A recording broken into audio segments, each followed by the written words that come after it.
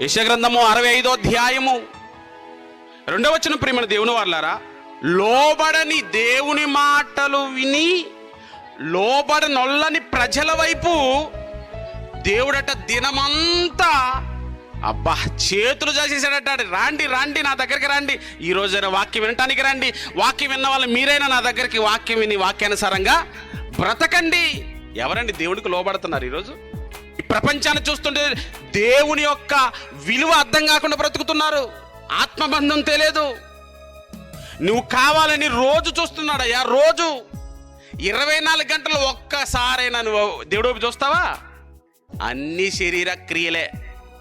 భర్త కోసం, భార్య కోసం, సంపాదన, బిడ్డలు, ఇల్లు, చదువులు, దినమంతా ఆయన చేతులు చేస్తే ఏంటంటే దినంలో ఒక్కసారి కూడా దేవుని వైపు చూడవా? దేవుని గురించి ఆలోచించవా? దేవుడి గురించి ఆలోచించి ఏదో ఒకటి చేయాలని నువ్వు సంకల్పం